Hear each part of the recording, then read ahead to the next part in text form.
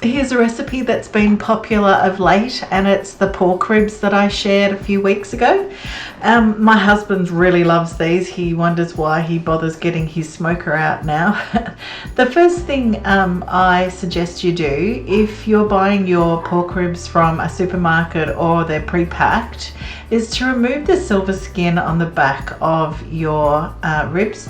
That makes it very hard, tough to eat. So what you need to do is, I just like to get a little, grab a little bit of the skin and pull it off with paper towel. It's really slippery, so it's very hard to sort of grip without doing that. So I just start off by getting a little bit and then pulling it with the paper towel. You'll find it much easier to work with. So I start halfway through my ribs, and then I pull off one section and then go to the other side.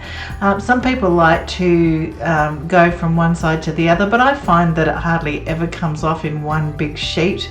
I have seen people do that before online, but I don't know where they're getting their pork ribs from to do that.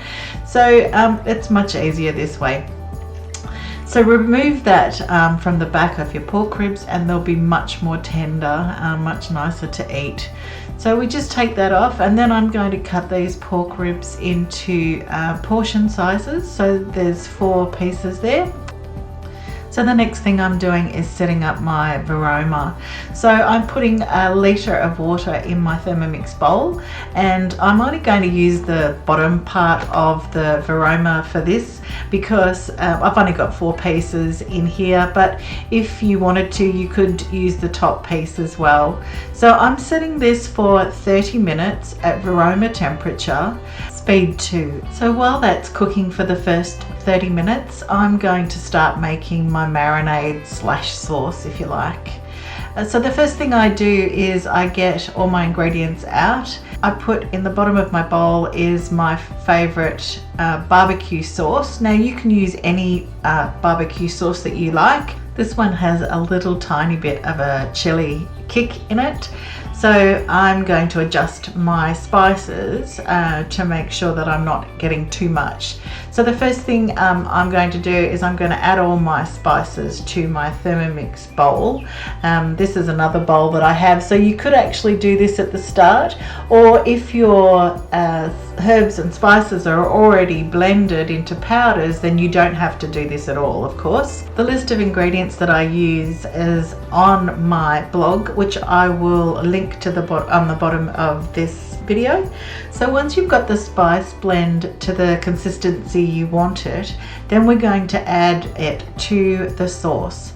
So we either blitz it if we have to, or leave it the way it is, add that to our sauce and give that a mix through. So I'm also going to add a little bit of olive oil to this as well, just to sort of thin it out a little bit.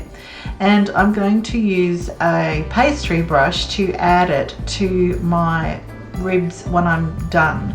So I'm just going to add the oil now and mix that through, and then once it's mixed through, I'm just going to set it aside so that all those herbs and spices can be soaked up while the ribs are cooking. Once the first 30 minutes is up with your Varoma, what you want to do is take the lid off and flip over the meat and make sure that it's getting steamed all the way through. Then we're going to give it another 30 minutes. So in total, we're actually steaming our ribs for an hour. So 2 30-minute sessions. And we're doing that to make sure that they're fully cooked and tender. So now what I'm doing is I'm just going to brush all over the ribs with that sauce that we made earlier, and we're going to then pop them in an air fryer or something similar. You could barbecue them, put them in the oven, whatever you have.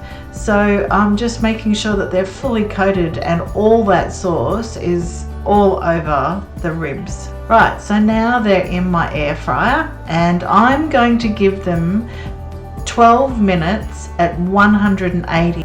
To finish this dish off, I have put 2 jacket potatoes in my microwave and cooked them off. Then I've put them in my air fryer while I've made a coleslaw. So the 2 jacket potatoes in my air fryer, 10 minutes, 200 degrees. Make sure that you season them well and put butter and serve with a coleslaw.